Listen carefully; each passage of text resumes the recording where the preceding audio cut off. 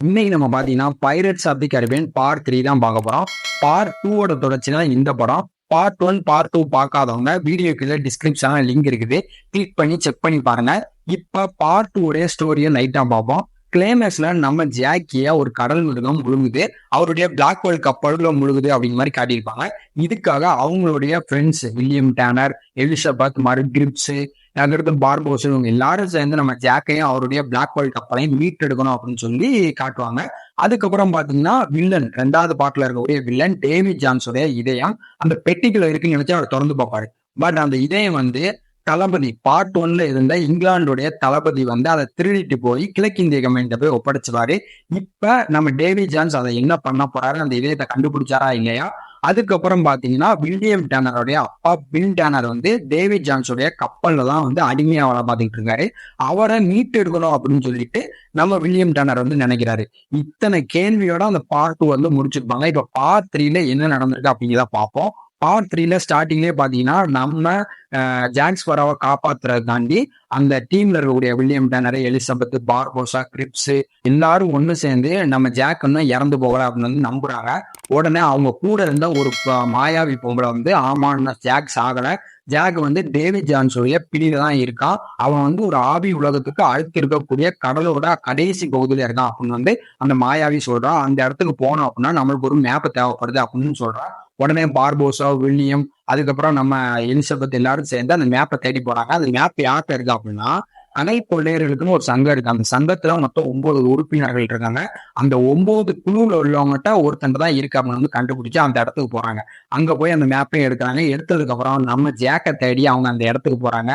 அப்பதான் நம்ம ஜாக்கை காட்டுறாங்க. ஜாக்கு பாத்தீங்கன்னா தன்னந்தனியா ஆளே இல்லாத பாலைவனத்துல தானும் தன்னுடைய பிளாக் வேர்ல்ட் கப்பலோட அங்க இருக்காரு. தன்னுடைய பிளாக் வேர்ல்ட் கப்பலை எப்படியாவது கடலுக்குள்ள கொண்டு போயிடணும் அப்படின்னு சொல்லிட்டு ஒத்தையில அந்த கப்பலை போட்டு இழுத்துக்கிட்டு இருக்காரு. பட் அவரால் ஒண்ணுமே பண்ண முடியல. அப்ப கிட்டு பிடிச்சு போய் அங்க சுத்தும் போது அங்க ஒரு கல்லை பாக்குறாரு. அந்த கல்லை பார்த்துட்டு இந்த ஆளே இல்லை, இந்த கல்லு மட்டும் எடுத்துருக்கணும் அப்படின்னு சொல்லி தூக்கி எறிந்தாரு. பட் அந்த கல்லு மறுபடியும் அவர்கிட்டயே வந்து கிடக்குது. கடைசி அது கல்லா என்னன்னு சொல்லி நக்கி பாக்குறாரு. கடைசி பார்த்தா அது கல்லு கிடையாது, அது ஒரு கடல் நண்டு. அதுக்கப்புறம் பாத்தீங்கன்னா அதோட உதவினால நம்ம கேப்டன் ஜாக் ஸ்பரோ தன்னுடைய கப்பலை கடலுக்குள்ள இறக்கிடுவாரு. இந்த டயத்துல பாத்தீங்கன்னா இவங்களுடைய டீம் எல்லாருமே அங்க வந்துடும். அங்க வந்ததுக்கு அப்புறம் பார்த்தா நம்ம கேப்டன் ஜாக் ஸ்பரோ காப்பாத்ததான் வந்து சொல்லி கேப்டன் ஜாக் ஸ்பரோட்ட சொல்லுவாங்க. பட் கேப்டன் ஜாக் ஸ்பரோ சொல்லுவான், இந்த மாதிரி வந்து இப்ப நாம உங்களை காப்பாற்ற வேண்டிய நிலைமையில நீங்க இருக்கீங்க அப்படின்னு சொல்லி ஃபன் பண்ணுவாரு. அந்த இடமா ரொம்ப சூப்பரா இருந்துச்சு. அதுக்கப்புறம் பாத்தீங்கன்னா நம்ம கேப்டன் ஜாக் ஸ்பரோ வந்து உண்மையை சொல்லுவாரு. இந்த மாதிரி வந்து எலிசபெத் தான் இனி அந்த கப்பல்ல தனியா விட்டு போயிட்டா அப்படின்னு சொல்லுவாரு. உடனே சொன்னதுக்கு அப்புறம் அங்க இருக்க வில்லியம் வந்து கோவப்பட்டுட்டு கூட்டு போய் கப்பல்ல ஏற்றி மறுபடியும் போவாங்க.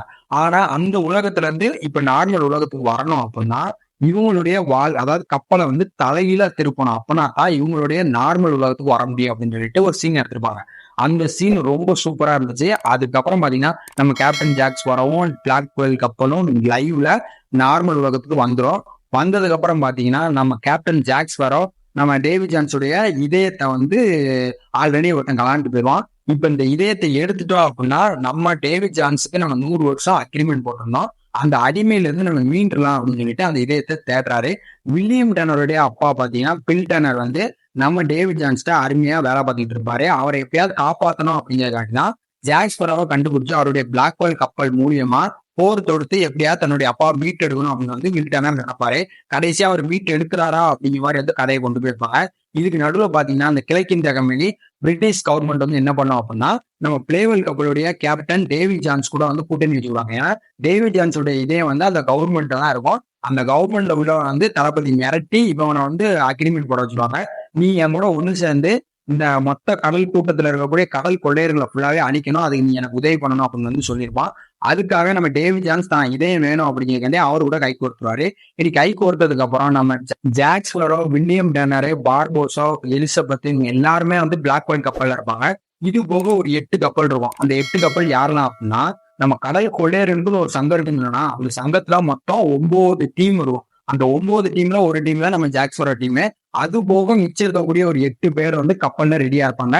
யாரை தாக்குதக்காண்டி அப்படின்னா பிரிட்டிஷ் கவர்மெண்ட்டும் பிளேவல் கப்பலுடைய கேப்டன் டேவிட் ஜான்சன் இருக்கிறதாண்டி இருப்பாங்க. அந்த பிரிட்டிஷ் கவர்மெண்டோடைய கோரிக்கை என்னன்னா, மொத்த கடல் கொள்ளையர்களையும் பிடிச்சி தூக்குல போடணும் அப்படிங்கிறதா பெரிய கோரிக்கை. நம்ம ஜாக்ஸ் வர அதை தடுக்கிறதுக்காண்டி வந்திருப்பாரு. அது மட்டும் இல்ல, டேவிட் ஜான்ஸ்ட வந்து அந்த 100 வருஷம் அடிமை அப்படிங்கிற அந்த இடத்த வந்து எப்படியாவது கிளியர் பண்ணணும் அப்படிங்கிறக்காண்டி தான் வந்திருப்பாரு. இந்த டைம் தான் பாத்தீங்கன்னா அந்த இதயத்துல இருக்கக்கூடிய ஒரு பேக்ரவுண்ட் ஸ்டோரி வந்து சொல்லுவாங்க. இந்த இதயத்தை யார் குத்தி கொள்றாங்களோ அந்த டேவிட் ஜான்ஸ் வந்து செத்து போயிடுவான். பட் அந்த இடத்துக்கு அந்த குத்தி கொள்றவன் வந்து போவான். அங்க வந்து அவன் போனான்னா அவனோட வேலை என்னன்னா, அங்க கடல்ல யாராவது இறந்து போறாங்க அப்படின்னா அந்த இறந்து போனவங்களுடைய ஆத்மாவை அந்த ஆத்மா உலகத்துக்கு அனுப்புறதுதான் அவனுடைய வேலை. 10 வருஷத்துக்கு ஒருக்காதான் அவனால வந்து மண்ணில் வந்து மிதிக்க முடியும். அதாவது கடலை விட்டு வெளியே வர முடியும். 10 வருஷத்துக்கு ஒருக்காதான். இப்படி ஒரு சாபம் மாதிரி வந்து இருக்கும். இந்த சாபத்தை கொடுத்தது யாருன்னா, முதலே வந்து நம்ம ஜாக்கி கூட வந்து ஒரு சூனியக்காரி மாதிரி வருவான். அந்த சூனியக்காரி யாருன்னு கிடையாது, அவ வந்து ஒரு கடல் தேவதை. அந்த கடல் தேவதை தான் பாத்தீங்கன்னா இந்த கடல் கொள்ளையர்லாம் ஒரு 9 பேர் சேர்ந்து அவளை கட்டமைச்சு மனிதனா மாத்தி வச்சிருப்பாங்க. அவ தான் வந்து இந்த மாதிரி வந்து ஒரு பதவி கொடுத்துருப்பான். நீ வந்து இந்த மாதிரி பிளாக் ஹோல் கப்பலுக்கு கேப்டன் ஆன அப்படின்னா உன்னோட வாழ்க்கை 10 வருஷத்துக்கு ஒருக்காதான் உன்னால தரைக்கு வர முடியும். உன்னோட இதயத்தை வந்து ஒரு பெட்டிக்குள்ள தான் அடைச்சி வச்சிருவான் அப்படிங்கிற மாதிரி வந்து ஒரு கட்டமைப்பு பண்ணி வச்சிருப்பான். அதனாலதான் அந்த டேவிட் ஜான்ஸ் அப்படிங்கிறவன் வந்து அரக்க மாதிரி இருப்பான். பட் அவனோட வேலை வந்து இறந்து போன ஆத்மாவை வந்து ஆத்மாவை அனுப்புறதா வேலை. பட் இந்த டேவிட் ஜான்ஸ் என்ன பண்ணுவான் அப்படின்னா, சாவாம ஒரு சில பேர் இருப்பாங்களா, அவங்கள காப்பாத்தி உனக்கு சாவு பயம் இருக்கா அப்படின்னு அப்ப ஆமா இருக்குன்னு சொல்லிட்டாமா, அப்ப என் கப்பலை நீ அடிமையா வேலை பாரு, அவனை காப்பாத்துன்னு சொல்லையும் அதுக்காக நிறைய பேர் அடிமையா மாட்டுவாங்க. அதுல ஒரு ஆள் தான் பாத்தீங்கன்னா பூஸ்டாப், நம்ம வில்லியமோட அப்பாவும் அந்த மாதிரிதான் வந்து அந்த கப்பல்ல மாட்டிருப்பாரு.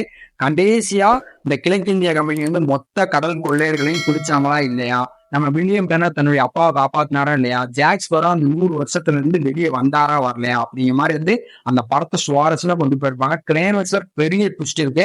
நம்ம வில்லியம் டெனரை டேவிட் ஜான் வந்து கத்தி வச்சு குத்திடுவான். உடனே வில்லியம் டெனர் இறந்து போற நிலைமைக்கு போயிடுவாரு. இந்த டயத்துல ஜாக் வந்து என்ன பண்ணன்னு தெரியாம கையில இருந்த டேவிட் ஜானுடைய இதயத்தை கொண்டு போய் நம்மளுடைய வில்லியம் டெனரை குத்த வைப்பாரு. குத்துனதுக்கு அப்புறம் டேவிட் ஜான் வந்து இறந்து போயிடுவான். அந்த இடத்துக்கு நம்ம வில்லியம் டெனர் போயிடுவாங்க. அதாவது பாத்தீங்கன்னா பிளேவல் கப்பலுக்கு நம்மளுடைய வில்லியம் டெனர் தான் புதிய கேப்டனா போயிடுவாரு. அப்படி போனா அவருடைய வாழ்க்கை பாத்தீங்கன்னா 10 வருஷம் வந்து கடலுக்குள்ளதான் வாழ முடியும். ஒரே ஒரு நாள் மட்டும்தான் கடலை விட்டு வெளியே வந்து வாழ முடியும். அப்படி ஒரு நிலைமைக்கு போயிடுவாரு நம்மளுடைய வில்லியம் டெனர். அவர் ஃபர்ஸ்ட் பார்ட்ல பாத்தீங்கன்னா எலிசபெத்தை லவ் பண்ற மாதிரி கேட்டுவாங்க. செகண்ட் பார்ட்ல அவருக்கு மேரேஜ் ஆகுமா ஆகாதா அப்படிங்கிற மாதிரி கொண்டு போவாங்க. செகண்ட் பார்ட்டோட எண்டிங்ல தன்னுடைய அப்பாவை காப்பாத்தலாம் அப்படின்னு சொல்லிட்டு வருவாரு. தேர்ட் பார்ட்லயும் பாத்தீங்கன்னா தன் அப்பாவை காப்பாத்தலாம் அப்படிங்கிற இந்த ஒரு நிலைமைக்கே போயிருந்தாரு. இப்ப பாத்தீங்க அப்படின்னா இந்த 2 காதல் ஜோடி கடைசியா ஒன்னா சேர்ந்து வாழ முடியாத நிலைமைக்கு தள்ளிடுவாங்க.